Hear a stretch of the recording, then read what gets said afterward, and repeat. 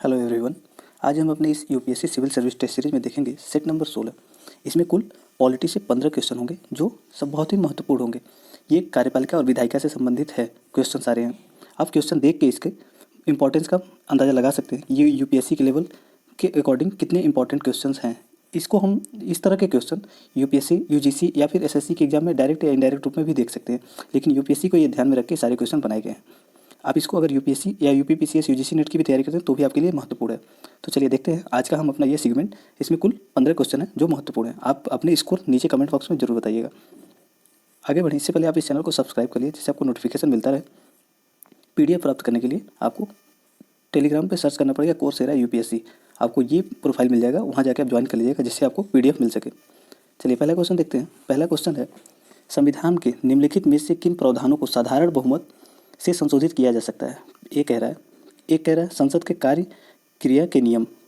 दूसरा कह रहा है सर्वोच्च न्यायालय के अधिक अधिकार क्षेत्र प्रदान करने से संबंधित संशोधन साधारण बहुमत से किए जा सकते हैं। तीसरा कह रहा है निर्वाचन क्षेत्रों का परिसीमन साधारण बहुमत के द्वारा किया जाएगा।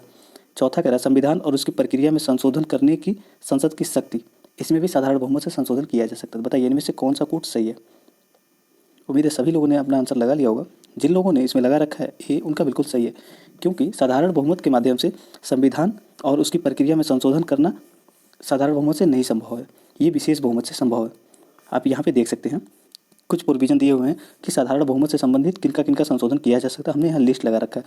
आप इसी से अंदाजा लगा सकते हैं कि एसएससी में भी ये क्यों महत्वपूर्ण है, क्योंकि एसएससी में ऐसे वन लाइनर में दे देता है कि किनका संशोधन संविधान संशोधन साधारण बहुमत के द्वारा किया जा सकता है, या फिर यूपीपीसीएस में भी पूछ लेता है। तो इस दृष्टि से ये बहुत ही महत्वपूर्ण हो जाता है। अगर देखें संविधान और उसकी प्रक्रिया में संशोधन करने के लिए विशेष बहुमत की आवश्यकता पड़ती है। विशेष बहुमत मतलब आधे राज्यों की सहमत आवश्यक है। आधे राज्यों मतलब वहाँ के जो रिप्रेजेंटेशन है, मतलब जितने उपस्थित हैं उनके बहुमत से पास हो। अगर वो बहुमत मतलब अगर मान लीजिए 30 राज्य हैं तो 30 राज्यों में से 15 राज्य उसको अगर पारित कर दे साधारण बहुमत से तो माना जाएगा। मतलब जो अगर 30 लोग बैठे हों उनके विधानसभा में, तो 30 में से अगर 16 लोग इसको पास कर देते तो साधारण बहुमत हो गया। इसके द्वारा अगर मतलब आधे राज्य पास करते हैं तो ही ये विशेष बहुमत माना जाएगा, और यहाँ तक कि संसद में भी पास होना चाहिए। चलिए अगर साधारण बहुमत के द्वारा अगर देखें तो यहाँ पे संसद के साधारण बहुमत से संशोधन कौन कौन से संशोधन किए जा सकते हैं। तो नए राज्यों का निर्माण, नए राज्यों का गठन या मौजूद राज्यों के क्षेत्र सीमाओं या नामों में परिवर्तन करने के लिए भी साधारण बहुमत, राज्यों के विधान परिषद या उनका उन्मूलन मतलब विधान परिषदों का निर्माण या उनका उन्मूलन करने के लिए भी साधारण बहुमत, दूसरी अनुसूची में जो भी प्रोविजन दिए गए हैं जैसे कि राष्ट्रपति, राज्यपाल, अध्यक्ष, न्यायाधीशों इत्यादि की शक्तियों, भत्ते, वेतन, विशेष अधिकार से संबंधित जो भी प्रोविजन दिए गए उनको साधारण बहुमत के द्वारा संशोधन किया जाता है। ये चीज़ याद रखिएगा, ये बहुत ही महत्वपूर्ण है। चौथा पॉइंट इसमें संसद के कोरम, जो संसद का कोरम होता है, दोनों लोगों को बैठ के करते हैं, कितने लोग होंगे तो 10% कम से कम लोग होना चाहिए या 15%। वो जो कोरम होता है कि कितने लोग होंगे तभी संसद संचालित होगा, वो प्रोविजन भी यहाँ से चेंज किया जा सकता है साधारण बहुमत के द्वारा। छठवां देखें तो संसद सदस्यों के वेतन और भत्ते भी साधारण बहुमत के द्वारा होता है। संसद में कार्य प्रक्रिया नियम भी साधारण बहुमत से। संसद और उसके सदस्यों की समितियों के विशेष अधिकार, संसद में अंग्रेजी भाषा का उपयोग, ये भी साधारण बहुमत से। सर्वोच्च न्यायालय व उसके न्यायाधीशों की संख्या, यहाँ देखिए 10वां पॉइंट भी बहुत ही महत्वपूर्ण है। सर्वोच्च न्यायालय और उसके न्यायाधीशों की संख्या भी साधारण बहुमत के द्वारा संशोधन होता है। 11 देखें सर्वोच्च न्यायालय के अधिकार क्षेत्र का विस्तार भी साधारण बहुमत के द्वारा होता है। ये कुछ पॉइंट जो हमने लगा रखा है जैसे कि 4, 6, 10, 11 ये बहुत महत्वपूर्ण है। जिन पे हम इधर लगा रहे हैं वो महत्वपूर्ण है। 12 में दिया है राजभाषा का उपयोग, नागरिक अधिग्रहण और समाप्ति संबंधित प्रोविजन साधारण बहुमत से द्वारा। संसद राज्य विधानसभाओं के चुनाव, संसद के और राज्य विधानसभाओं के चुनाव भी साधारण बहुमत द्वारा संशोधन किया जाता है उसमें। निर्वाचन क्षेत्रों का परिसीमन भी साधारण बहुमत, ये ज़्यादा पूछा जाता है क्योंकि न्यू जनगणना होने वाली है और इसी के आधार पर फिर से परिसीमन किया जाएगा, तो इसके पूछे जाने की संभावना बहुत ज़्यादा है। आप याद रखिएगा, ये भी 15 भी इंपॉर्टेंट में लगा लीजिए। निर्वाचन क्षेत्रों का परिसीमन भी साधारण बहुमत द्वारा होता है। 16 देखें तो केंद्र शासित प्रदेशों से संबंधित संशोधन भी उनके शक्तियों का, अगर उनको शक्तियाँ बढ़ाना है घटाना है तो वो भी हो सकता है साधारण बहुमत द्वारा। पांचवी अनुसूची में किससे संबंधित है तो अनुसूचित क्षेत्र और अनुसूचित जनजातियों के प्रशासन संबंधित पांचवी अनुसूची में दिया गया है। छठवीं अनुसूची में देखें तो जनजातीय क्षेत्रों का प्रशासन दिया हुआ है। तो इन सब का यहाँ पे जितने 18 दिए हुए हैं इन सबका साधारण बहुमत द्वारा संशोधन किया जा सकता है। उम्मीद आपको ये समझ में आया होगा। अच्छा लगेगा तो लाइक कीजिएगा, अदरवाइज डिसलाइक कर सकते हैं। यहाँ पे देखें अगला क्वेश्चन पूछ रहा है संसद संविधान के मूल ढांचे के तहत शामिल किन प्रावधानों में संशोधन नहीं कर सकती है। मूल ढांचे के तहत किन मतलब मूल ढांचे में कौन कौन से प्रावधान शामिल है जिनको संशोधन संविधान नहीं कर सकते 368 के द्वारा। पहला कह रहा है व्यक्तिगत स्वतंत्रता और गरिमा, दूसरा कह रहा है समानता का सिद्धांत, तीसरा कह रहा है न्यायपालिका की स्वतंत्रता, चौथा कह रहा है विधि का शासन। तो बताइए इनमें से कौन सा कूट सही है। उम्मीद है आप सभी लोगों ने सही आंसर लगा लिया होगा। जिन लोगों ने इसमें डी लगाया उनका बिल्कुल सही है। इन सब में संविधान क्योंकि इन सबको सुप्रीम कोर्ट ने अपने निर्णय में विभिन्न निर्णयों में बता रखा है कि ये मूल ढांचे के मतलब अंदर आते हैं। आप यहाँ देख सकते हैं कि कितने सारे ऐसे जो निर्णय दिए थे सुप्रीम कोर्ट ने, उच्चतम न्यायालय ने, उनके निर्णयों में ये किसी न किसी रूप में मूल ढांचे के सिद्धांत के अंतर्गत शामिल हो गए हैं। तो हमने इन सबका लिस्ट बना के दे रखा है कि बहुत बार ऐसे होता है यूपीएससी पूछ लेता है कि कौन कौन से मूल ढांचे के सिद्धांत के अंतर्गत सम्मिलित है। तो हमने सबको जितने भी दिया है सुप्रीम कोर्ट ने सबको एक जगह लिस्ट बना के आपको दे दिया है। अगर आप इसको यूपीएससी मेंस में भी यूज कर लेंगे तो भी बहुत उपयोगी होगा। यहाँ तक कि आप यूपीएससी, एसएससी, अन्य स्टेट पीसीएस दे रहे हैं तो भी ये सारी चीज़ें बहुत जरूरी होती हैं। तो देखिए उच्चतम न्यायालय के विभिन्न निर्णय, अनेकों निर्णय दिया था सुप्रीम कोर्ट ने, मतलब एक एक दो दो करके धीरे धीरे बहुत सारे हो गए हैं, जिनको बताया था कि ये सभी मूल ढांचे के अंतर्गत आते हैं। तो वो कौन कौन से हैं? तो संविधान की सर्वोच्चता, ये सभी लोगों को पता होगा लगभग। भारतीय राजनीति का संप्रभु एवं लोकतंत्र गणतंत्रात्मक स्वरूप, अगर इसको कोई सरकार संशोधन करके राजतंत्रात्मक करने का प्रयास करे तो वो मूल ढांचे के अंतर्गत उल्लंघन होगा और सुप्रीम कोर्ट उसको नल एंड वेरीफाई कर देगी, मतलब उसको हटा देगी, नष्ट कर देगी, शून्य घोषित कर देगी। तीसरा देखें तो तीसरा कह रहा है संविधान का धर्मनिरपेक्ष चरित्र। चौथा है विधायिका, कार्यपालिका, न्यायपालिका के बीच शक्तियों का पृथक्करण। तो अब याद रखिएगा शक्तियों का पृथक्करण मूल ढांचे के सिद्धांत के अंतर्गत आता है। संविधान का संघीय चरित्र, अगर कोई मतलब संविधान संशोधन या फिर कोई बिल मतलब संघीय चरित्र का उल्लंघन करता है और विशेष प्रोविजंस के द्वारा उसको नहीं किया गया पारित, तो वो संघीय ढांचे का उल्लंघन होगा माना जाएगा और सुप्रीम कोर्ट उसको भी मतलब शून्य घोषित कर देगी। राष्ट्र की एकता, अखंडता, कल्याणकारी राज्य मतलब सामाजिक आर्थिक न्याय सुनिश्चित करने के लिए न्याय की समीक्षा, ये भी मूल ढांचे के तहत है। व्यक्तिगत स्वतंत्रता और गरिमा, ये तो दिया हुआ ही था। अब देखिए अगला है 10वां संसदीय प्रणाली। संसदीय प्रणाली भी मूल ढांचे के अंतर्गत आती है, तो आप इसको भी ध्यान रखिएगा। अन्य कुछ यहाँ पे 10 दिए हुए हैं, आप इनको भी देख सकते हैं। विधि का शासन, मूल अधिकारों और निर्देशक तत्वों के बीच सामंजस्य, जो फंडामेंटल राइट हैं और फंडामेंटल ड्यूटी दोनों के बीच संतुलन, सामंजस्य संतुलन स्थापित करना भी मूल ढांचे के अंतर्गत है। और अगला देखें तो समानता का सिद्धांत, स्वतंत्रता और निष्पक्ष चुनाव, ये भी मूल ढांचे का भाग है। न्यायपालिका की स्वतंत्रता, संविधान में संशोधन के लिए संसद की सीमित शक्ति, मतलब ऐसा नहीं है कि संसद नया संविधान बना सकती है, नया संविधान तो बिल्कुल नहीं बना सकती है, तो यही यहाँ पे बताया उसकी शक्तियों का सीमित किया गया है मूल ढांचे के तहत। न्याय तक प्रभावी पहुँच, मतलब सभी लोग जो गरीब से गरीब वंचित वर्ग भी है उसको भी न्याय मिले, यही चीज़ मूल ढांचे के अंतर्गत आता है। मूल अधिकारों का सिद्धांत, अनुच्छेद 32, 136, 141 और 142 के तहत सर्वोच्च न्यायालय की शक्तियाँ, अनुच्छेद 226, 227 के तहत उच्चतम न्यायालय की शक्तियाँ। अगर आपसे पूछ ले अनुच्छेद 32 से सभी लोगों को पता होगा, 136, 141 और 142 ये सर्वोच्च न्यायालय की शक्तियों से संबंधित प्रोविजन है। अगर देखें 226 और 227 ये उच्चतम न्यायालय की शक्तियों से संबंधित है। मतलब यहाँ पे ये समझ लीजिए, आपका अगर मूल अधिकार फंडामेंटल राइट का उल्लंघन होता है तो आप अनुच्छेद 32 के तहत सीधे सुप्रीम कोर्ट जा सकते हैं, और अगर हाई कोर्ट जाना चाहते हैं तो 226 के तहत जाएंगे। ये यहाँ पे चीज़ें था, एक्सप्लेनेशन आपको समझ में आया हो तो लाइक कर सकते हैं। अगला क्वेश्चन कह रहा है कि लोकसभा के संबंध में निम्नलिखित कथनों में पर विचार कीजिए। एक कह रहा है लोकसभा का 5 वर्षों का सामान्य कार्यकाल होता है जिसके बाद वह स्वतः ही विघटित हो जाती है। दूसरा कथन कह रहा है एक बार लोकसभा अपने सामान्य कार्यकाल को पूरा होने से पूर्व विघटित हो जाती है तो विघटन अपरिवर्तनीय होता है, मतलब एक बार टूट गया, मतलब विघटित कर दिया गया तो फिर से उसको सही नहीं किया जाता, फिर से वो वापस पुराने परिस्थिति में नहीं लाया जा सकता। ये दूसरा कथन कह रहा है। तीसरा कथन कह रहा है राष्ट्रीय आपातकाल का निरसन लोकसभा का अनन्य शक्ति है, मतलब अगर राष्ट्रीय आपातकाल घोषित हुआ है तो उसको समाप्त करने का जो अधिकार है वो लोकसभा का अनन्य अधिकार है। तो बताइए इनमें से कौन सा कथन सही है? उम्मीद है सभी लोगों ने अपना आंसर लगा लिया होगा। जिन लोगों ने बी लगाया उनका बिल्कुल सही है, क्योंकि आपातकाल उसको समाप्त करना वो लोकसभा का अनन्य शक्ति नहीं है, राष्ट्रपति की अनन्य शक्ति है, राष्ट्रपति इसको समाप्त करता है। तो आप यहाँ पे देख सकते हैं लोकसभा का विघटन 2 तरीके से होता है। पहला वो स्वतः विघटित हो जाए या 5 वर्ष अपने कार्यकाल समाप्त होने, या राष्ट्रपति आपातकाल के दौरान विस्तारित की अवधि के दौरान। इनमें से कोई भी प्रोविजन हो सकता है, जैसे कार्यकाल समाप्त हो जाए या फिर राष्ट्रीय आपातकाल के दौरान बढ़ाया गया हो कार्यकाल और फिर वो समाप्त हो जाए तो भी हो सकता है। दूसरा जी देखें यहाँ पे दूसरे तरीके से कैसे हो सकता है, तो राष्ट्रपति सदन को भंग कर दे। तो आप राष्ट्रपति कैसे भंग करता है, तो आप लोग जानते होंगे मंत्रिपरिषद उनको सुझाव देगी तो फिर राष्ट्रपति भंग कर देंगे, उसको भंग करने का निर्णय ले ले जिससे वो अधिकृत होता है।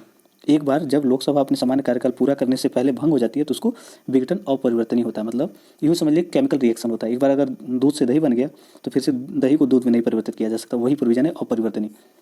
अगर यहाँ पे देखिए कुछ अन्य चीज़ें, तो राष्ट्रपति द्वारा किसी भी समय आपातकाल को रद्द किया जा सकता है, ये राष्ट्रपति का अनन्य शक्ति है। इस तरह की उद्घोषणा को संसदीय अनुमोदन की आवश्यकता नहीं होती। अगर राष्ट्रपति इसको मतलब खत्म करता है राष्ट्रीय आपातकाल को तो ये संसदीय अनुमोदन की आवश्यकता नहीं। अगर मान लीजिए सपोज कि राष्ट्रपति ने उद्घोषणा को रद्द करना मतलब अभी नहीं किया और लोकसभा में अनुमोदन हो चुका है तो राष्ट्रपति को सामान्यतः ये माना जाता है कि ये उद्घोषणा के बाद रद्द कर देना चाहिए राष्ट्रपति को, अगर संसद ने अनुमोदन कर दिया है तो उम्मीद है आपको समझ में आ गया होगा। तो ये चीज़ यहीं से था इस क्वेश्चन का, तीसरे क्वेश्चन का। लोकसभा अगर आपातकाल समाप्त करने के संबंधी प्रस्ताव को पारित कर दिया तो राष्ट्रपति को उद्घोषणा को रद्द कर देना चाहिए, मतलब राष्ट्रपति उद्घोषणा करके आपातकाल के प्रोविजन को खत्म कर देना चाहिए। समझ में आ गया होगा। चलिए अगला क्वेश्चन देखते हैं। अगला क्वेश्चन कह रहा है कि भारत का संविधान राज्यपाल पद के लिए निम्नलिखित में से कौन सी शर्तें निर्धारित करता है। ये हमने पढ़ रखा है, पहले भी क्वेश्चन हमने डाला था, लेकिन वो संवैधानिक प्रोविजन के अकॉर्डिंग हमने देखा था। आप मतलब संवैधानिक संसदीय प्रणाली के अकॉर्डिंग देखा था, लेकिन अब यहाँ पे हम संवैधानिक प्रणाली के अकॉर्डिंग देखेंगे। तो ये कह रहा है कि पहला कथन कह रहा है राज्यपाल को उस राज्य से संबंधित नहीं होना चाहिए जहाँ उसे नियुक्त किया जा रहा है। दूसरा कथन कह रहा है राज्यपाल को संसद के किसी भी सदन या राज्य विधानसभा के सदन का सदस्य नहीं होना चाहिए। तीसरा कथन कह रहा है राज्यपाल की नियुक्ति राज्य के मुख्यमंत्री के परामर्श करने के बाद ही की जानी चाहिए। तो बताइए इनमें से कौन सा कथन सही है। इसका सही आंसर है डी, क्योंकि ऐसा कोई प्रोविजन नहीं दिया गया है संविधान में कि जो राज्यपाल होगा, जी मान लीजिए यूपी का कोई व्यक्ति हो, उसको राज्यपाल के रूप में नियुक्त किया जाए या ना किया जाए, ऐसा संसद में कोई संविधान में ऐसा कोई प्रोविजन नहीं किया गया है। तो पहला तो गलत हो जाता है। दूसरा देखें तो दूसरा बिल्कुल सही है। मान लीजिए वहाँ के यूपी के विधानसभा के वो सदस्य हैं, उनको यूपी में ही राज्यपाल नियुक्त किया जाता है, तो जिस दिन वो राज्यपाल नियुक्त होंगे उसी दिन उनका विधानसभा की सदस्यता समाप्त हो जाएगी, मानी जाएगी। तो ये दूसरा कथन यही चीज़ कह रहा है कि राज्यपाल को संसद के किसी भी सदन का, संसद या राज्य विधानसभा के किसी भी सदन का सदस्य नहीं होना चाहिए। ये बिल्कुल सही है। अगर हैं तो जिस दिन नियुक्त होंगे राज्यपाल उस दिन उनकी सदस्यता नष्ट हो जाएगी। तीसरा कथन कह रहा है कि राज्यपाल की नियुक्ति राज्य के मुख्यमंत्री से परामर्श करने के बाद ही की जानी चाहिए। तो ये चीज़ें नहीं है, ऐसा संविधान में कहीं भी नहीं लिखा गया है। हाँ, ये चीज़ें मतलब संसदीय प्रणाली में हो गई है धीरे धीरे परंपरा में कि उनसे नियुक्त कर, उनसे मतलब वार्तालाप करके राष्ट्रपति फिर नियुक्त करते हैं। तो यहाँ पे केवल दो सही था। उम्मीद है सभी लोगों ने सही आंसर लगाया होगा। यहाँ पे देख लीजिए डी आंसर सही है। अगर यहाँ पे चीज़ देखें तो जिस दिन वो सीट मतलब यूँ समझिए राज्यपाल के लिए राष्ट्रपति जिस दिन उनको नियुक्त करते हैं उस दिन से उनकी सीट खाली ली जाती है, वो खाली हो जाती है उस दिन से। और अन्य चीज़ें देखें तो वर्षों के दौरान पर पार्टी मतलब एक समय परंपरा विकसित हो गई है कि वो व्यक्ति जो मतलब राज्यपाल के रूप में नियुक्त हो रहा है वो जिस राज्य में नियुक्त हो रहा है उस राज्य का से संबंधित नहीं होना चाहिए। और दूसरा क्या चीज़ हो चुका है, एक परंपरा विकसित हो गई है कि राष्ट्रपति जिस व्यक्ति को मुख्यमंत्री मतलब नियुक्त करता है राज्यपाल को, किसी व्यक्ति को, तो जिस राज्य में नियुक्त करते हैं राष्ट्रपति उस राज्य के मुख्यमंत्री से परामर्श करते हैं फिर उनको नियुक्त करते हैं। लेकिन इसको कई बार इसका उल्लंघन भी किया गया है। क्यों ऐसा उल्लंघन होता है, ये चीज़ें तो आपने मतलब आप लोगों ने देखा होगा। राज्यपाल को एक तरह के केंद्र सरकार अपने व्यक्ति के रूप में चुनती है, अपने प्रतिनिधि के रूप में चुनने उनको दूसरी जगह नियुक्त करती है, फिर कंट्रोवर्सी होता रहता है राज्यपाल और सरकार के बीच में। वो चीज़ें बात की बात है। क्यों यहाँ पे परामर्श किया जाता है, तो आप इस चीज़ को समझिए ताकि वहाँ के संवैधानिक जो तंत्र है, मशीनरी है, वो सुचारू रूप से चलती रहे। ऐसा ना हो कि मुख्यमंत्री और राज्यपाल आपस में टकराते रहें। इस टकराहट को खत्म करने के लिए जो राष्ट्रपति होते हैं वो मुख्यमंत्री से परामर्श कर लेते हैं ताकि मुख्यमंत्री संतुष्ट रहे कि राज्यपाल जो है हमारे अकॉर्डिंग ही सही चलेंगे और हम राज्यपाल के अकॉर्डिंग सही चलेंगे, मतलब दोनों एक दूसरे से मिलजुल के अच्छे से काम करें। इसलिए ये दोनों प्रोविजन बाद में धीरे धीरे परंपरा में जुड़ गई। और ये एक चीज़ पहला कथन तो ये भी आप समझ रहे होंगे कि क्यों उस राज्य से नहीं होना चाहिए। तो आप लोगों ने पढ़ा होगा इंटीग्रिटी और क्या बोलते हैं इसको, पर्सनल इंटरफेयर हो सकता है कि जैसे कि आपको होम कैडर क्यों नहीं जल्दी दिया जाता, तो इसीलिए नहीं दिया जाता। वहाँ पे आपकी जो पुरानी होगी सोच मतलब निगेटिव थिंकिंग, उससे हो सकता है कंट्रोवर्सी हो जाए। तो इसलिए भी ये चीज़ें परंपरा में धीरे धीरे जुड़ गई कि आप जहाँ के होंगे वहाँ के मुख्यमंत्री राज्यपाल नहीं नियुक्त किए जाएंगे। चलिए अगला क्वेश्चन देखते हैं। आज का 5वां क्वेश्चन है ये, भारत के निर्वाचन आयोग के बारे में निम्नलिखित कथनों पर विचार कीजिए। एक कह रहा है निर्वाचन आयोग में मुख्य चुनाव आयुक्त और अन्य निर्वाचन आयुक्त शामिल होंगे जिनकी संख्या संसद समय समय पर निर्धारित कर सकती है। दूसरा कथन कह रहा है कि मुख्य निर्वाचन आयुक्त और अन्य निर्वाचन आयुक्तों के बीच मतभेद से संबंधित मामला सुप्रीम कोर्ट में भेजा जा सकता है। तीसरा कथन कह रहा है कि निर्वाचन आयुक्तों की सेवा और कार्यकाल की शर्तें राष्ट्रपति द्वारा निर्धारित की जाती हैं। बताइए इनमें से कौन सा कथन सही है। उम्मीद है सभी लोगों ने अपना आंसर लगा लिया होगा। अगर देखें दूसरे में जो प्रोविजन दिया हुआ है कि मुख्य निर्वाचन आयुक्त और निर्वाचन अन्य आयुक्तों के बीच मतभेद होने पर सुप्रीम कोर्ट भेजा जाता है, तो ये बिल्कुल गलत है। ये दोनों में बहुमत के हिसाब से अगर जो जिनका निर्णय बहुमत पास होगा उन्हीं का सही माना जाता है, तो ये आपस में बहुमत के द्वारा करते हैं, तो दो गलत हो जाता है, बी और डी कट जाता है। अगर पहला देखें तो यहाँ पे ये चीज़ दिया हुआ है कि निर्वाचन आयुक्तों की मतलब मुख्य निर्वाचन आयुक्त और अन्य आयुक्तों के शामिल होने की संसद द्वारा समय समय पर उनकी संख्या निर्धारित करती है। ये चीज़ गलत है, राष्ट्रपति निर्धारित करते हैं ना कि संसद, तो पहला भी गलत हो गया। अगर यहाँ पे चीज़ देखें तीसरा वाला कथन, तो यहाँ पे दिया निर्वाचन आयुक्तों की सेवा और कार्यकाल की शर्तें राष्ट्रपति निर्धारित करते हैं, तो ये बिल्कुल सही है। तो इसमें गलत है 1 और 2, बी इसका सही आंसर है। यहाँ पे सही नहीं है पूछा था, तो 1 और 2 सही नहीं है, तीसरा सही है। उम्मीद है सभी लोगों ने अपना सही आंसर लगाया होगा। अब यहाँ पे देख सकते हैं कि संविधान के अनुच्छेद 324 में निर्वाचन आयुक्त की संरचना संबंधी प्रावधान दिए हुए हैं और संख्या राष्ट्रपति समय समय पर निर्धारित करते रहते हैं कि मुख्य निर्वाचन आयुक्त और अन्य निर्वाचन आयुक्तों की संख्या क्या होगी, वो समय समय पर राष्ट्रपति निर्धारित करते हैं। अन्य चीज़ें देख लें कि आयुक्तों और क्षेत्रीय आयुक्तों की सेवा एवं कार्यकाल की शर्तें कौन निर्धारित करता है? तो राष्ट्रपति द्वारा निर्धारित किया जाता है, न कि संसद द्वारा। और इसके साथ साथ कुछ और चीज़ें देख लें तो उनके बीच अगर मतभेद होता है तो बहुमत से निपटाया जाता है। मतलब 3 मान लीजिए वो आयुक्त हैं और एक मुख्य आयुक्त, तो 4 लोग हो गए, तो जो बहुमत जिधर होगा उनका निर्णय सही माना जाएगा। तो बहुमत से होता है आपसी, न कि यहाँ सुप्रीम कोर्ट इंटरफेयर करती है, इसलिए ऐसा होता है। आप लोगों ने शक्ति का पृथक्करण पढ़ा होगा, तो उसके अकॉर्डिंग यह काम चलता है। अगला क्वेश्चन है, संविधान संशोधन के बारे में बताइए। पहला कथन कह रहा है कि संविधान का अनुच्छेद 368 संविधान और उसकी प्रक्रिया में संशोधन करने की शक्ति संसद की शक्तियों से संबंधित है। दूसरा कथन कह रहा है कि संविधान संशोधन विधेयक केवल संसद में ही प्रयुक्त किया जा सकता है, न कि राज्य विधानसभाओं में। तीसरा कथन कह रहा है कि राष्ट्रपति या तो संविधान संशोधन विधेयक पर अपनी सहमति रोक सकता है या पुनर्विचार के लिए उसे वापस भेज सकता है। तो बताइए इनमें से कौन सा कथन सही है? उम्मीद है सभी लोगों ने अपना आंसर लगा लिया होगा। अगर हम यहाँ देखें तो तीसरा कथन जो कह रहा है कि राष्ट्रपति पुनर्विचार के लिए भेज सकता है, तो ये गलत है। राष्ट्रपति पुनर्विचार के लिए नहीं भेज सकता, तो ए और डी कैंसिल हो गया। दूसरा कथन देखें, संविधान संशोधन विधेयक केवल संसद में प्रस्तुत किया जा सकता है, न कि किसी राज्य विधानसभा में, तो बिल्कुल दूसरा कथन सही है। अगर जैसे ही दूसरा सही है तो फिर पहला तो हो ही नहीं सकता, एक सही, इसका सही आंसर सी हो जाएगा। पहला कथन देख लेते हैं। तो अनुच्छेद 368 में संविधान और उसकी प्रक्रिया में संशोधन करने के लिए संसद की शक्तियों से संबंधित है, तो ये भी बिल्कुल सही है। इसमें सही हो जाता है 1 और 2, जिन लोगों ने ये लगाया था उनका बिल्कुल सही है। आप यहाँ पे देख सकते हैं कि संविधान के भाग 20 में अनुच्छेद 368 इसकी प्रक्रिया में संशोधन करने के लिए शक्ति दिया गया है। यहाँ पे संसद के किसी भी सदन में संशोधन विधेयक प्रस्तुत किया जा सकता है, न कि राज्य विधानसभा में। तो राज्य विधानसभा में संविधान संशोधन जो होता है विधेयक, उसको पेश नहीं किया जाता है, तो ये चीज़ आप जानते होंगे। अगर अन्य चीज़ें देखें तो विधेयक मंत्री या निजी व्यक्ति भी पेश कर सकते हैं। यहाँ पे ज़्यादा लोग कंफ्यूज रहते हैं कि क्या मंत्री पेश करते हैं संविधान संशोधन विधेयक या निजी व्यक्ति। तो निजी व्यक्ति आपको बता देते हैं कि जो सरकार का मंत्री नहीं है, सिंपल सामान्य संसद का जो सदस्य है केवल, वो निजी व्यक्ति होता है। तो निजी व्यक्ति अगर कोई पेश करता हो या फिर सरकार मंत्री, तो दोनों यहाँ प्रस्तुत कर सकते हैं। अगर देखें तो उससे पूर्व राष्ट्रपति की अनुमति की आवश्यकता नहीं होती है। यदि विधेयक संविधान में के संघीय प्रावधानों से संशोधन होता है, मतलब अगर संघीय संरचना में कोई उल्लंघन करता है जो विधेयक है, तो इसके लिए आधे राज्यों विशेष बहुमत की आवश्यकता होती है। मतलब आधे राज्यों के उनके समर्थन की आवश्यकता होती है, यूँ समझिए। तो वहाँ साधारण बहुमत से, अर्थात उपस्थित या मतदान करने वाले सदस्यों के बहुमत से, जो हमने पहले ही क्वेश्चन में समझ लिया था ये चीज़। तो ये चीज़ें थी यहाँ पे। राष्ट्रपति द्वारा विधेयक पर अपनी सहमति देना आवश्यक होता है, ये चीज़ आप यहाँ ध्यान रखिएगा। संविधान संशोधन विधेयक पर राष्ट्रपति द्वारा विधेयक पर अपनी सहमति देना आवश्यक होता है। आप यहाँ पे देख सकते हैं। अगला क्वेश्चन कह रहा है निम्नलिखित कथनों पर विचार कीजिए। पहला कथन है किसी भी मूल अधिकारों के साथ असंगत या उसके अल्पीकरण से संबंधित सभी विधियां शून्य हो जाती हैं। दूसरा कथन कह रहा है कि राष्ट्रपति या राज्य के राज्यपाल द्वारा जारी किए गए अध्यादेशों को किसी भी मूल अधिकारों के उल्लंघन के आधार पर न्यायालय में चुनौती दी जा सकती है। तीसरा कहता है संवैधानिक संशोधन एक कानून नहीं है, इसलिए इसे उच्चतम न्यायालय में चुनौती नहीं दी जा सकती। तो बताइए इनमें से कौन सा कथन सही है? ये सारे क्वेश्चन बहुत ही चुनिंदा क्वेश्चन है, इंपॉर्टेंट है, आपको क्वेश्चन के नेचर से ही लग रहा होगा। तो बताइए इनमें से कौन सा कथन सही है? जिन लोगों ने इसमें डी लगा रखा है उनका बिल्कुल सही है, क्योंकि यहाँ देखिए अगर किसी भी मूल अधिकारों का उल्लंघन होता है फंडामेंटल ड्यूटीज़ का, तो उसे न्यायालय शून्य घोषित कर देती है। अगर दूसरा कथन देखें तो राष्ट्रपति या राज्य के राज्यपाल द्वारा जारी किए गए अध्यादेश को किसी भी मूल अधिकारों के उल्लंघन के आधार पर न्यायालय में चुनौती दी जा सकती है, तो ये भी बिल्कुल सही है, न्यायालय में चुनौती दी जा सकती है। और यहाँ पे देखेंगे तीसरा कथन, तो तीसरा कथन ये कह रहा है संवैधानिक संशोधन एक कानून नहीं है, इसलिए इसे उच्चतम न्यायालय में चुनौती नहीं दी जा सकती। तो ये चीज़ें तो बिल्कुल सही था, वास्तविक रूप में सही था, लेकिन केशवानंद भारती मामले में ये कहा गया कि कोई भी विधेयक हो, अगर वो या संविधान संशोधन विधेयक ही क्यों ना हो, वो मूल ढांचे का मूल अधिकार का उल्लंघन करता है, तो उसमें उसको पेश किया जा सकता है, उसके आधार पर न्यायालय में चुनौती दी जा सकती है। तो ये भी सही है अगर केशवानंद भारती को ध्यान में रख के देखते हैं तो ऐसे में डी होता है सही। आप यहाँ पे देख सकते हैं, देखिए यहाँ पे गलती हो गया है, डी होना चाहिए, हमने ए लगा दिया जल्दी में हो गया। अब इसको डी मान लीजिएगा, डी यहाँ पे सही है। देखिए यहाँ पे दिया हुआ पहले में अनुच्छेद 13 ये घोषित करता है कि किसी भी मूल अधिकारों से असंगत या उनका अल्पीकरण करने वाले विधियाँ शून्य हो जाएंगी।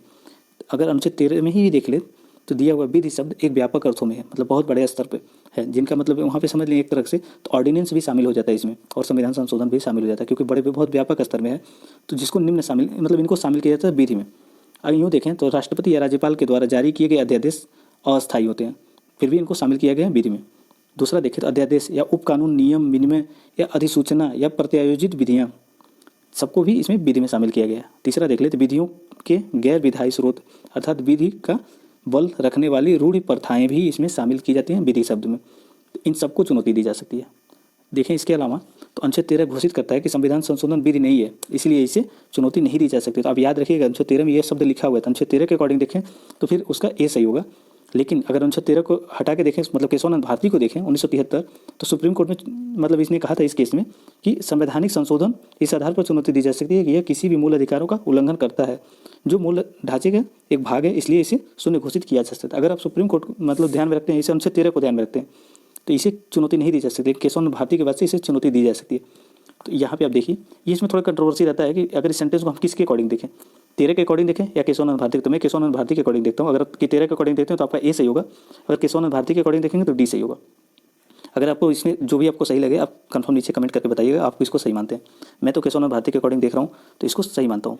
ये चीज़ें सही है, चुनौती दी जा सकती है। लेकिन 13 के अकॉर्डिंग जो लोग देख रहे होंगे उनका ए सही होगा, क्योंकि ये चीज़ कहा हुआ है कि इसको चुनौती नहीं दी जा सकती। चलिए अगला देखते हैं। वैसे आप अगर आप किसी को पता होगा कि अभी तक किस पेपर में ये पूछा गया और इसको किसने सही माना है, तो उसको भी आप बताइएगा कि किस पेपर में पूछा गया था और इसको मतलब एग्जैक्ट ऑफिशियल मतलब आंसर की में क्या माना गया था इसको, तो आप नीचे जरूर बता दीजिएगा। अगला क्वेश्चन कह रहा है कि भारत के संविधान के अनुसार संघ की कार्यपालिका में शामिल है। संघ की कार्यपालिका में क्या क्या इसमें शामिल है ये चीज़ बताना है आपको। एक पहला कह रहा है राष्ट्रपति, दूसरा कह रहा है भारत का उपराष्ट्रपति, तीसरा कह रहा है केंद्रीय मंत्रिपरिषद, चौथा कह रहा है कि भारत का महान्यायवादी। तो कार्यपालिका के बारे में बताना है। आप बताइए इनमें से कौन सा सही है। उम्मीद है सभी लोगों ने अपना आंसर लगा लिया होगा। जिन लोगों ने इसमें डी लगाया है उनका बिल्कुल सही है। इनमें सभी लोग शामिल हैं संघ की कार्यपालिका में। यहाँ देख सकते हैं अनुच्छेद 52 5 में भाग 5 के अनुच्छेद 52 में ये प्रावधान दिया गया, 52 से 78 में संघ की कार्यपालिका संबंधी प्रोविजन दिए गए हैं, जिसमें कहा गया कि केंद्र की कार्यपालिका में राष्ट्रपति, उपराष्ट्रपति, प्रधानमंत्री, मंत्रिपरिषद और भारत के महान्यायवादी अटॉर्नी जनरल ऑफ इंडिया भी इसमें सम्मिलित हैं। तो ये चीज़ें थी यहाँ पे, जिन लोगों ने डी लगाया था उनका बिल्कुल सही था। चलिए अगला क्वेश्चन देखते हैं। अगला क्वेश्चन कह रहा है मुख्यमंत्री की नियुक्ति के बारे में निम्नलिखित कथनों पर विचार कीजिए। एक कह रहा है कि संविधान में मुख्यमंत्री के चयन और नियुक्ति की विशिष्ट प्रक्रिया का वर्णन किया गया है। दूसरा कह रहा है संविधान के अनुसार मुख्यमंत्री को निम्न सदन से चुना जाना चाहिए। इसमें पूछ रहा है कि कौन सा कथन सही नहीं है। उम्मीद है सभी लोगों ने अपना आंसर लगा लिया होगा। और इसमें जिन लोगों ने सी लगाया है मतलब दोनों गलत माना है उनका बिल्कुल सही है, क्योंकि संविधान में कहीं भी विशिष्ट विवरण नहीं दिया हुआ है। और दूसरा देखें संविधान के अनुसार मुख्यमंत्री को निम्न सदन से चुना जाना चाहिए, तो ये भी कहीं नहीं लिखा हुआ है, क्योंकि ऊपरी सदन से भी, विधान परिषद से भी मुख्यमंत्री चुने जाते रहे हैं। अगर देखें मतलब केंद्र में तो राज्यसभा से भी ये अपने थे मनमोहन सिंह राज्यसभा से चयन किए गए हैं। तो वैसे ही मतलब राज्यों में जहाँ विधान परिषद है वहाँ से मुख्यमंत्री विधान परिषद, यूँ समझ लें तो आप महाराष्ट्र को ध्यान में रखिए, उद्धव ठाकरे किससे हैं, ऊपरी सदन से, बड़े ऊपर वाले सदन से, मतलब विधान परिषद से हैं। तो ऐसे आप समझ सकते थे उस चीज़ को। तो वहाँ पे सॉरी यहाँ पे थोड़ी सी गड़बड़, हाँ सही है, सही नहीं पूछा था, दोनों सही नहीं है, तो सी इसका आंसर था, मतलब सी कह रहा था दोनों सही है, तो सी सही है। संविधान में वही चीज़ यहाँ पे लिखी हुई अनुच्छेद 64 में ये चीज़ कहा था, यह कहता है कि राज्यपाल द्वारा नियुक्त किया जाएगा किसको, मुख्यमंत्री को। ये केवल 164 यही चीज़ कहता है और कोई भी एक्सप्लेनेशन नहीं दिया गया है कि किसको नियुक्त करेगा, क्यों नियुक्त करेगा। यहाँ पे परंपरा में ये भी विकसित हो गया जिसको बहुमत हासिल होगा वही मुख्यमंत्री बनेगा, ये परंपरा में विकसित हुई है। लेकिन यहाँ पे अनुच्छेद 64 यही बस कहता है कि राज्यपाल के मुख्यमंत्री मतलब राज्यपाल द्वारा नियुक्त किए जाएंगे। अन्य चीज़ें देख लें तो मुख्यमंत्री राज्य विधानमंडल के दोनों सदनों से नियुक्त किए जा सकते हैं, उनके मतलब हमेशा नियुक्त किया जाता है। आमतौर पर मुख्यमंत्री को निम्न सदन से किया जाता है, लेकिन कई अवसरों पर ऐसा भी देखा गया कि उनको ऊपरी सदन से भी मतलब विधान परिषद से भी नियुक्त किया जाता रहा है। अगला क्वेश्चन कह रहा है कि भारतीय संसद की किसी भी सदन में विपक्ष के नेता के बारे में दिया गया है। तो बताइए इनमें से विपक्ष के नेता के संबंध में कौन सा विवरण सही है। एक कह रहा है विपक्ष के नेता के पद को विधि नेता वेतन भत्ता अधिनियम 1977 के माध्यम से वैधानिक मान्यता प्राप्त है। दूसरा कथन कह रहा है जब लोकसभा में किसी भी दल को विपक्ष दल बनाने या विपक्ष के नेता को नामित करने के लिए आवश्यक सीटें प्राप्त नहीं होती हैं तो इस मामले में का निर्धारण भारत के राष्ट्रपति द्वारा किया जाता है। तो इसमें से कौन सा कथन सही है आपको बताना है। उम्मीद है सभी लोगों ने अपना आंसर चयन कर लिया होगा। जिन लोगों ने इसमें केवल 2 चयन किया है उनका बिल्कुल सही है, सॉरी यहाँ पे सही बताना था तो केवल 1 जिन लोगों ने चयन किया है उनका बिल्कुल सही है, क्योंकि यहाँ सही बताना था तो केवल 1 सही है। दूसरा चीज़ देखें यहाँ पे तो यहाँ राष्ट्रपति निर्धारित नहीं करते हैं, यहाँ पे निर्धारित करते हैं अध्यक्ष और उपाध्यक्ष, जो सभापति होते हैं और अध्यक्ष होते हैं वो लोग नियुक्त मतलब चयन करते हैं, ना कि राष्ट्रपति। अन्य चीज़ें यहाँ पे देख लें तो लोकसभा में ये प्रोविजन है अगर 10% सीट अर्थात 55% सीट कोई व्यक्ति मतलब कोई पार्टी प्राप्त करती है तो विपक्ष की पार्टी मानी जाएगी, विपक्ष के नेता वहाँ से उस पार्टी से घोषित किए जाएंगे। राज्यसभा में भी यही प्रोविजन है, अगर 10% सीटें कोई व्यक्ति प्राप्त करता है राज्यसभा में तो उसे विपक्ष का नेता माना जाएगा, अर्थात 25 सीटें प्राप्त करता है तो वो विपक्ष का नेता होगा। विपक्ष का नेता भत्ता अधिनियम 1977 के माध्यम से इसको वैधानिक मान्यता प्राप्त हुआ है, इसलिए ये सही है। और यहाँ पे कुछ अन्य चीज़ें देख सकते हैं तो अधिकार है उसको वैधानिक अधिकार प्राप्त है और बहुमत की आवश्यकता सदन के प्रमुख अर्थात अध्यक्ष या सभापति द्वारा निर्धारित की जाती है, न कि राष्ट्रपति द्वारा। इसलिए दूसरा कथन वहाँ गलत था। अभी इसमें और सारे क्वेश्चन हैं, उसको देख लेते हैं। चलिए, आज का 11वां क्वेश्चन है। 11 नंबर क्वेश्चन ये कह रहा है कि भारतीय संदर्भ में धर्मनिरपेक्षता सेकुलरिज्म की व्याख्या के बारे में निम्नलिखित कथनों पर विचार कीजिए। तो बताइए, सेकुलरिज्म शब्द कहाँ कहाँ दिया हुआ है? ये क्वेश्चन ज़्यादातर पूछे जाते हैं और पूछ रहा सही नहीं है। आपको ये भी बताना कौन सा सही नहीं है इसमें। पहला कह रहा है कि राज्य सभी धर्मों के साथ समान रूप से व्यवहार करता है। दूसरा कह रहा है राज्य किसी भी धार्मिक मामले में भाग नहीं लेता है। तीसरा कह रहा है सभी धार्मिक शैक्षणिक संस्थानों बिना किसी अपवाद के धार्मिक शिक्षा प्रदान करने के लिए स्वतंत्र हैं। सभी शब्द यहाँ पर लिखा हुआ है, याद रखिएगा। चौथा कथन कह रहा है कि राज्य रोजगार के मामले में धर्म के आधार पर कोई भेदभाव नहीं कर सकता है। तो बताइए, इनमें से कौन सा कथन सही नहीं है? उम्मीद है सभी लोगों ने अपना आंसर लगा लिया होगा। अगर देखें दूसरा, कह रहा है राज्य किसी भी धार्मिक मामले में भाग नहीं लेता है। अगर भाग नहीं लेता है तो सबरीमाला और अन्य कई सारे मंदिर, यूँ समझ ले ट्रिपल तलाक जैसे मामलों में कैसे हस्तक्षेप करता है? तो दूसरा गलत है। तीसरा देखें तो सभी शैक्षणिक संस्थान कहा हुआ है कि अगर राज्य किसी शैक्षणिक संस्थान में फंड करता है तो वहाँ पे वो किसी भी धर्म के प्रचार प्रसार नहीं कर सकते हैं वो। तो 2 और 3 गलत है, बाकी सारी चीज़ें यहाँ पे सही है। राज्य रोजगार के मामले में धर्म के आधार पर कोई भेदभाव नहीं करता था, ये बिल्कुल सही है। राज्य सभी धर्मों के साथ समान व्यवहार करता था, ये भी बिल्कुल सही है। 1 और 4 सही था, 2 और 3 गलत था इसमें। उम्मीद है आप लोगों को ये गलती समझ में आ गई होगी क्यों गलत था दूसरा। तो दूसरा इसलिए गलत था क्योंकि ये कह रहा है कि राज्य किसी भी धार्मिक मामले में हस्तक्षेप नहीं करता है, जो कि गलत है। इतना आदर्शवादी नहीं है, जरूरत पड़ने पर हस्तक्षेप करता है। और दूसरा देखें तो सभी धार्मिक शैक्षणिक संस्थानों में बिना किसी अपवाद के धार्मिक शिक्षा प्रदान की जा सकती है, तो बिल्कुल नहीं की जा सकती। अगर केंद्र सरकार उसमें या फिर राज्य सरकार फंड करती है तो वहाँ पे धार्मिक शिक्षा नहीं दी जा सकती है। इसलिए 2 और 3 गलत था। आप यहाँ पे देख सकते हैं, पहला दिया हुआ है, अगर ब्यूरोट देखें तो भारत का संविधान पंथ निरपेक्ष है। ये कहाँ कहाँ किया गया? आधिकारिक धर्म क्योंकि इसका नहीं है। आप लोगों ने देखा होगा कि कोई भी इसका भारत का कोई भी आधिकारिक धर्म नहीं है, विशेष धर्म की स्थापना नहीं करता है। किसी भी एक धर्म को ये नहीं कहता है कि ये धर्म विशेष है। भारत का उद्देशिका जो है ये भी कहता है कि सभी नागरिकों को विश्वास, उपासना और स्वतंत्रता प्रदान करता है। उपासना की स्वतंत्रता प्रदान करता है। कौन करता है? उद्देशिका। इसलिए भारतीय संविधान धर्मनिरपेक्षता के सकारात्मक अवधारणा है, नकारात्मक नहीं। मतलब ये नहीं कि दोनों अपने अलग अलग रहते हैं, राज्य और धर्म अलग अलग नहीं रहते हैं। जरूरत पड़ने पर राज्य धर्म में हस्तक्षेप करता है, मतलब सुधारात्मक विचारधारा को रखता है, तो यूँ समझ सकते हैं। कंस्ट्रक्टिव व्यू रखता है यहाँ पे, जरूरत पड़ने पर हस्तक्षेप करता है। और अन्य चीज़ें देखें यहाँ पे तो सभी धर्मों को समान सम्मान प्रदान करता है, न कि किसी एक धर्म को जरूरत पड़ने पर। आप लोगों ने याद होगा कि पारसियों के लिए जियो पारसी नाम का स्कीम भी चलाया गया। क्यों चलाया गया? क्योंकि उनकी संख्या धीरे धीरे घट रही थी, इसलिए जियो पारसी चलाया गया। आप उससे भी इसको सही कर सकते थे, समान रूप से रक्षा करता है, सभी को जरूरत है। जैसे जियो पारसी को आप कॉन्सेप्ट में रख सकते हैं। अगर अनुच्छेद 28 देखें तो ये कहता है कि राज्य द्वारा निर्धारित किसी भी शैक्षणिक संस्थान में कोई भी धार्मिक शिक्षा नहीं दी जाएगी। अनुच्छेद 28 ये चीज़ कहता है। अनुच्छेद 15 क्या कहता है कि धर्म, मूल, जाति, लिंग, जन्म स्थान के आधार पर किसी के साथ भेदभाव नहीं किया जाएगा, मतलब इनको निषेध किया जाता है। इनके आधार पर कोई भी सरकार इनके आधार पर भेदभाव नहीं करेगी। अनुच्छेद 15 ये कहता है। अगर देखें अन्य चीज़ें तो देखिए कैसे आप पता कर सकते हैं कि राज्य सरकार हमेशा हस्तक्षेप करती है। तो जैसे इस्लामिक सेंट्रल वक्फ काउंसिल में भी उनके प्रशासन को केंद्र सरकार हस्तक्षेप करती है, और कई हिंदू मंदिरों में भी केंद्र सरकार उन पर प्रशासित करती है और प्रतिबंध भी लगाती है कुछ चीज़ों को लेकर के। तो ऐसे आप अंदाजा लगा सकते हैं ना कि राज्य सरकार हस्तक्षेप करती रहती है जरूरत पड़ने पर। अगला क्वेश्चन देखते हैं, आज का 12 नंबर क्वेश्चन। राष्ट्रीय महिला आयोग को निम्नलिखित में से किन कार्यों का निष्पादन करता है? जो राष्ट्रीय महिला आयोग है वो किन कार्यों का निष्पादन करता है? तो पहला कह रहा है महिलाओं के लिए संवैधानिक और कानूनी सुरक्षा उपायों की समीक्षा करता है राष्ट्रीय महिला आयोग। दूसरा कह रहा है उपचारात्मक विधियों और उपायों की सिफारिश करता है। तीसरा कह रहा है शिकायतों के निवारण की सुविधा प्रदान करता है। चौथा कह रहा है महिलाओं को प्रभावित करने वाले सभी नीतिगत मामलों में सरकार को सलाह देता है। बताइए इनमें से कौन सा कथन सही है?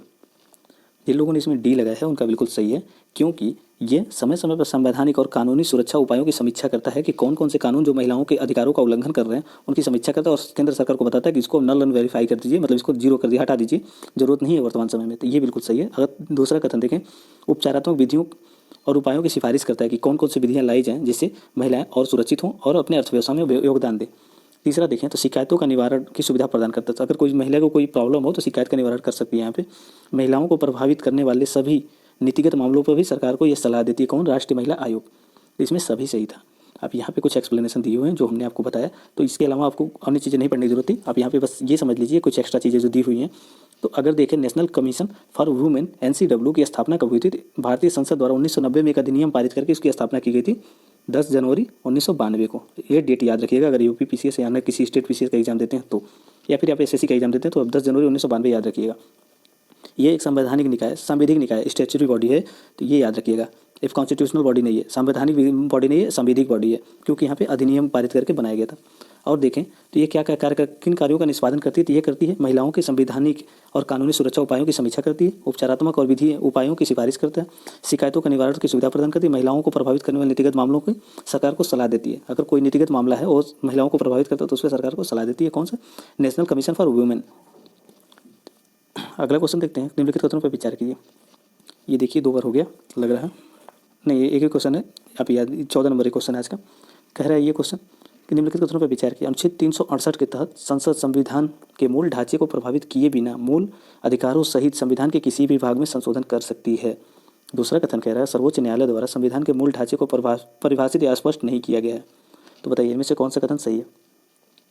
जिन लोगों ने इसमें सी लगाया है उनका बिल्कुल सही है, क्योंकि 368 के द्वारा मूल ढांचे को प्रभावित किए बिना संविधान के किसी भी भागों में संशोधन किया जा सकता है, ये केशवानंद भारती में स्पष्ट किया गया था। अगर दूसरा कथन देखें तो केशवानंद भारती में स्पष्ट ये नहीं कहा गया था कि मूल ढांचे क्या है, उसकी परिभाषा क्या है, बस ये बताया गया था एक समय समय पर जरूरत पड़ने पर इसके ऐड किए जाते रहेंगे कि कौन कौन से तत्व मूल ढांचे में सम्मिलित हैं। तो जिसे हमने देखा अभी 18 मतलब 20 टॉपिक जैसे थे जिनको मूल ढांचे में सम्मिलित किया गया, और 18 टॉपिक ऐसे थे जिनको मूल ढांचे से बाहर रखा गया है, सॉरी सामान्य मतलब संशोधन से जिसको पारित किया जा सकता है, तो वो 18 टॉपिक थे। तो इसमें सी सही था। चलिए अगला क्वेश्चन देखते हैं, इसमें देख लीजिए सी सही है। अगला क्वेश्चन है मूल अधिकारों के बारे में निम्नलिखित कथनों पर विचार कीजिए। ये सरकार के प्राधिकार और विधायिका के मनमाने कानूनों की समीक्षा करते हैं। मूल अधिकार, पहला कथन ये कह रहा है। दूसरा कह रहा है मूल अधिकार निरपेक्ष नहीं है और इन्हें निलंबित नहीं किया जा सकता। मूल अधिकार जो है निरपेक्ष नहीं है और इन्हें निलंबित नहीं किया जा सकता। तीसरा कथन कह रहा है भारत के नागरिकों को महत्वपूर्ण राजनीतिक अधिकार प्रदान करते हैं। तो बताइए इनमें से कौन सा कथन सही है?